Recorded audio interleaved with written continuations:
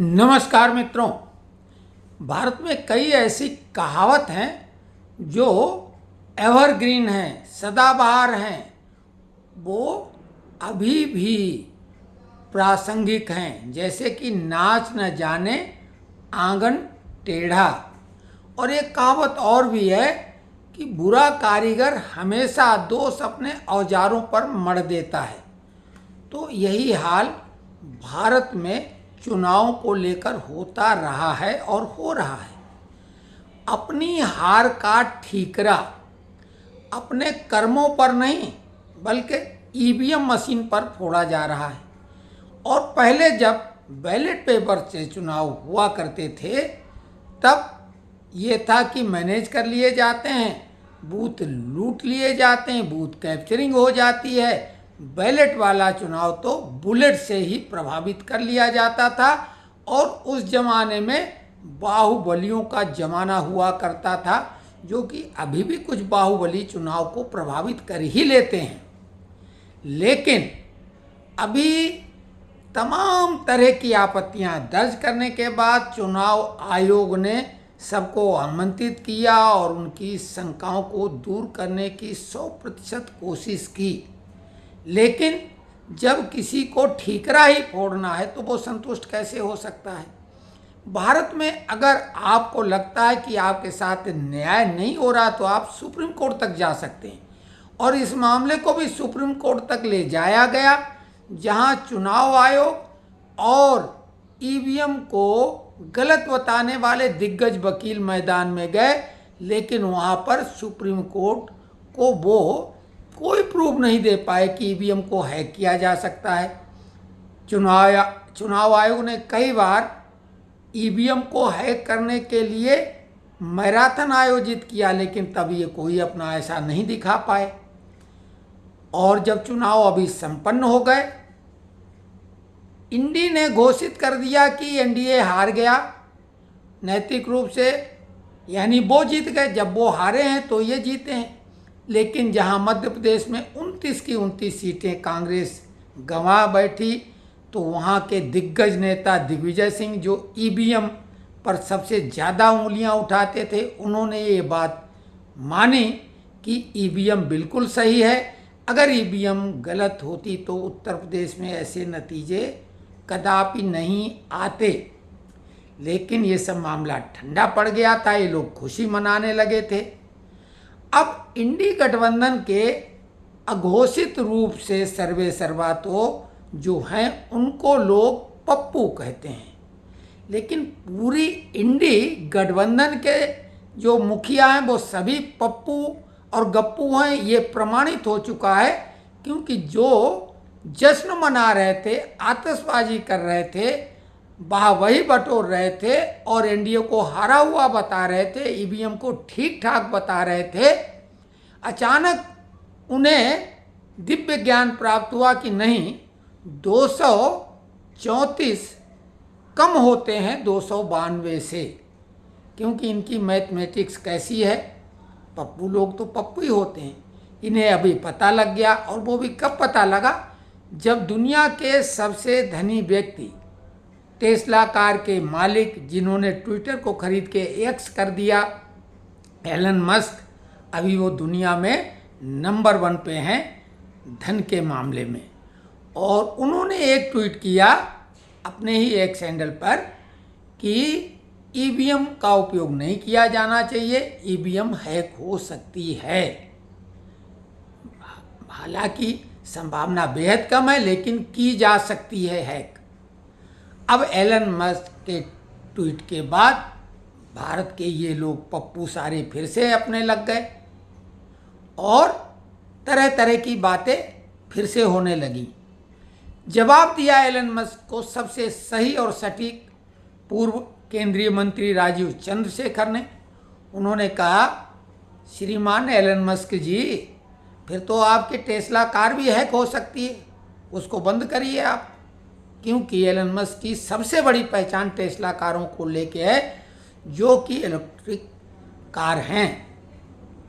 और हमने अपने पिछले वीडियो में बताया था कि जॉर्ज सोरोस के साथ अब एलन मस्क भी मिल गए हैं। भारत में सरकार को बदलवाने में, और उन्होंने अपनी धन की तिजोरियां खोल दी हैं चुनाव को प्रभावित करने के लिए, और अब ये प्रमाणित हो गया है।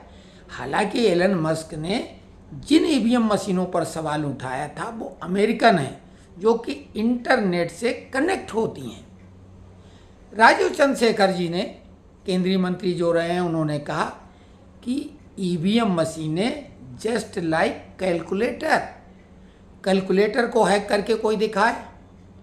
और ये राजीव चंद्रशेखर केंद्रीय मंत्री हैं जो पूर्व, उन्होंने ही नहीं, 2009 में जब भारतीय जनता पार्टी ईवीएम पर सवाल उठा रही थी, तब उस समय के केंद्रीय मंत्री और सुप्रीम कोर्ट के जाने माने वकील कपिल सिब्बल ने संसद में ये जवाब दिया था कि ईवीएम को कोई हैक नहीं कर सकता है, ईवीएम जस्ट लाइक कैलकुलेटर, इसमें कोई ब्लूटूथ वगैरह नहीं लगा है।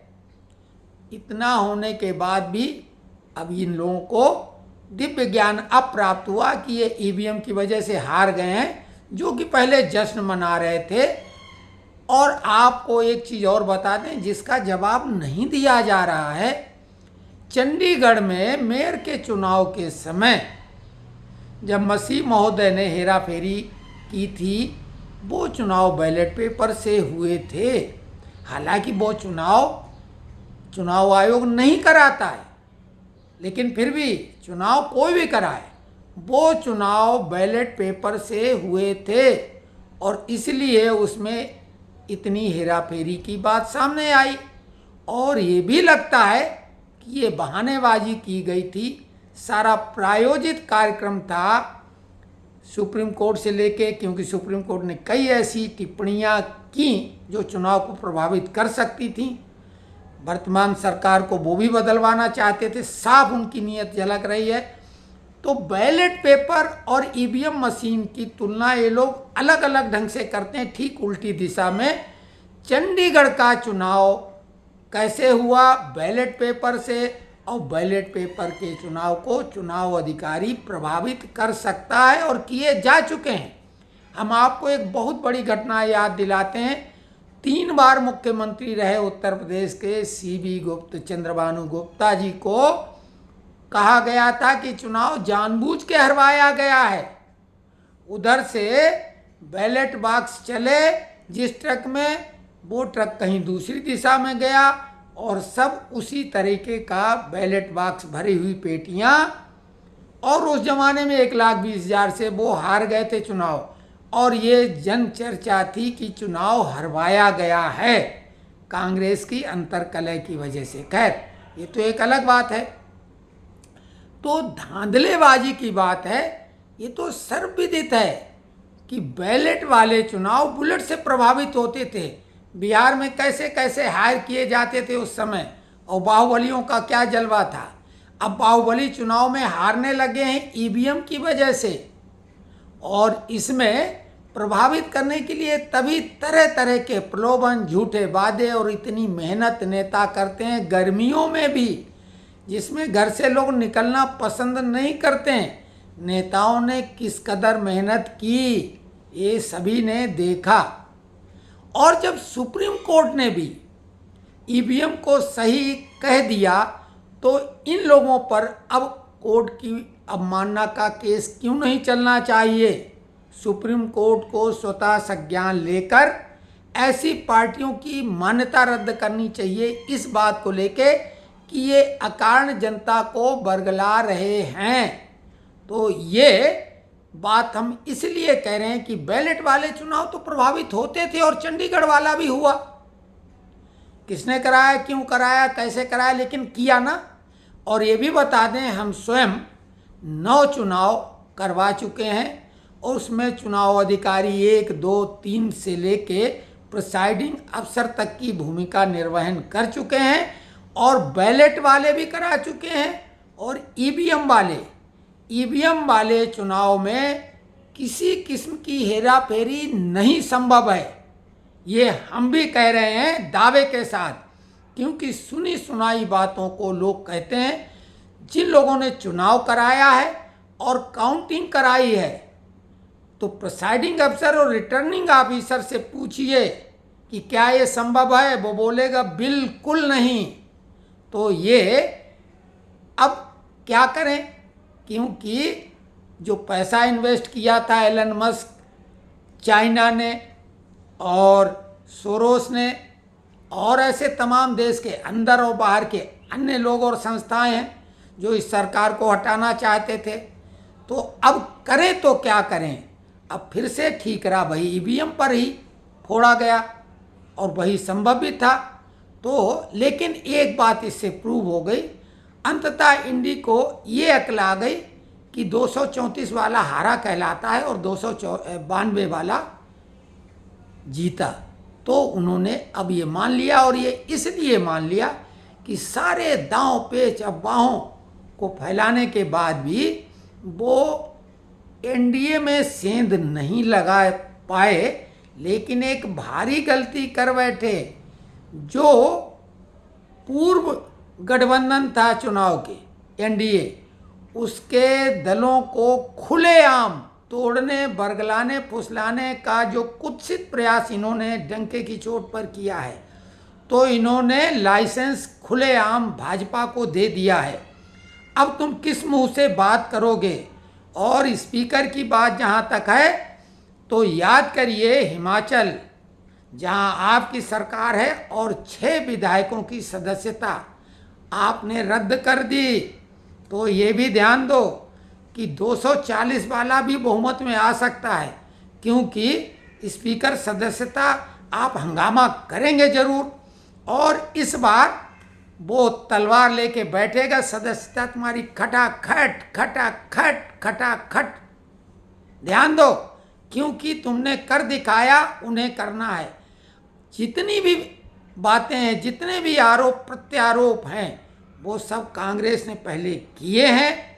अब शोर वो मचाते हैं किस अंदाज में, फिर से एक कहावत कहते हैं, चोर मचाए शोर।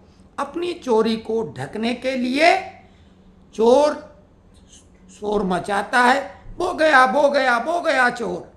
तो ये कहावतें हैं, ऐसे ही नहीं बनी हैं। तो ये आपको विश्लेषण कैसा लगा, कमेंट्स बॉक्स में लिखें, लाइक करें, चैनल को सब्सक्राइब करें। धन्यवाद।